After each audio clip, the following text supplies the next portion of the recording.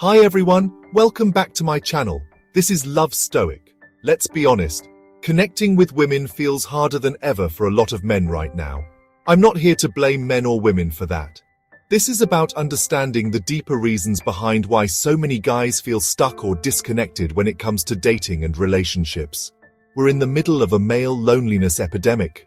Around 35 to 40% of men say they feel lonely often. And for many, that loneliness isn't just about friendships. It's about the difficulty of forming real, lasting romantic bonds. So if you've been frustrated by dating, you're wondering why conversations fizzle out, or you feel like you're putting yourself out there but still not making meaningful progress, this video is for you. Reason number 1, we don't have enough face-to-face unplugged practice. One of the biggest things working against connection today is how much of our social interaction takes place behind a screen. Whether it's texting, social media, or dating apps, digital conversations totally strip away a huge part of how humans bond. Non-verbal cues like body language, eye contact, tone of voice, micro-expressions, these things matter more than most people even realize. They're what create comfort, chemistry, and trust.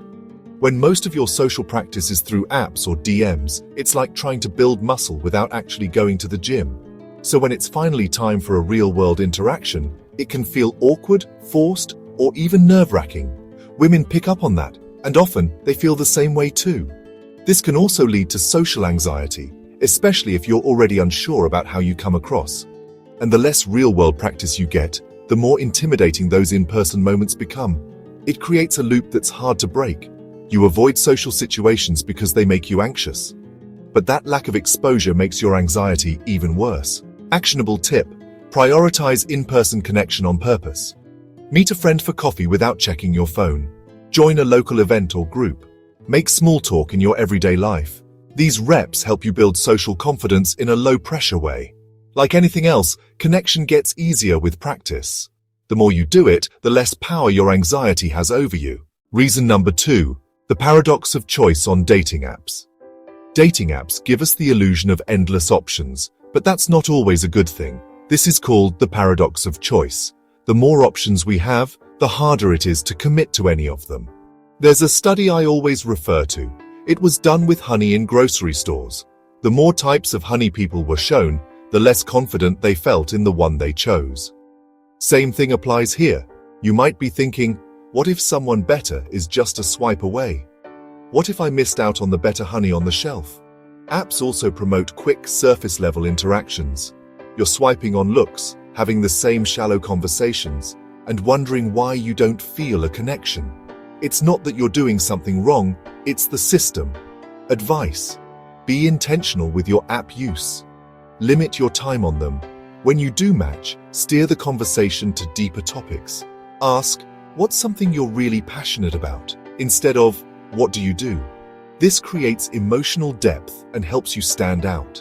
And if dating apps just don't work for you, get off of them.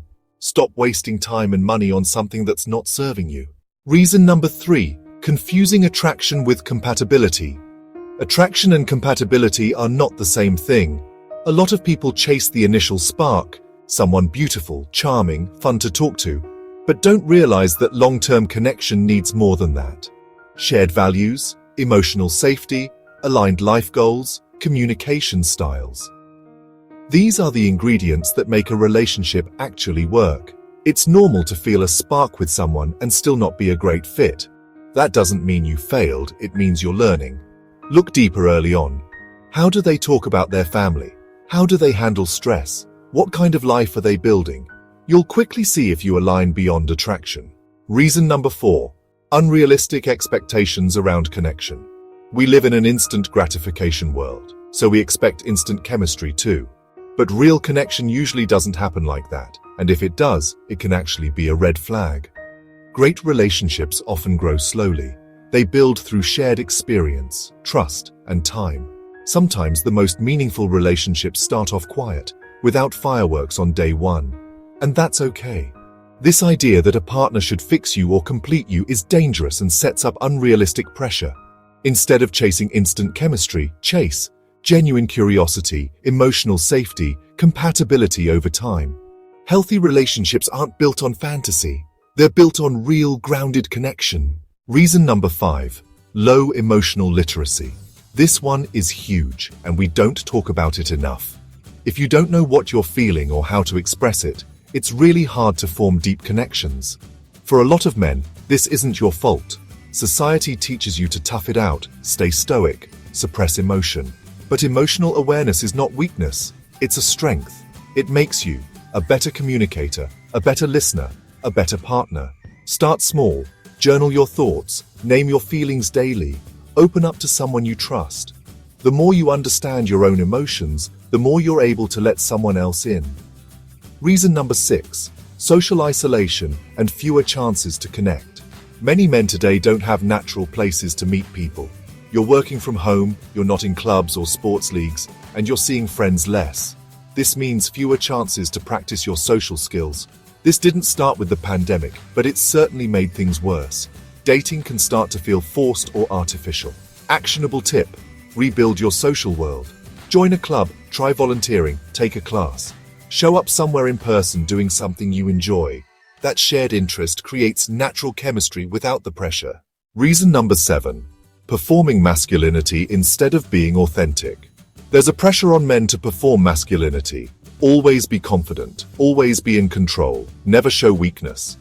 This creates an emphasis on impressing rather than connecting. When you're trying to play a role, it becomes harder to connect because you're not showing up as you. Self-reflection tip: ask yourself, which parts of my interactions feel like a performance? What actually feels natural to me? The more you show up as your real self, even if that means showing uncertainty or vulnerability, the more magnetic and trustworthy you become. Final thoughts. At the end of the day, this isn't about being perfect. It's about being more present, more intentional, more emotionally available. Real connection takes practice. It takes showing up offline, being mindful of your expectations, and leading with authenticity. These aren't quick fixes, but they're the foundation of something real. If this video resonated with you, be sure to give it a thumbs up and subscribe to stay in the loop when I release new content. Let me know your thoughts in the comments. I'd love to hear your own experiences with any of the topics we covered today. As always, thank you so much for watching, and I'll see you next time.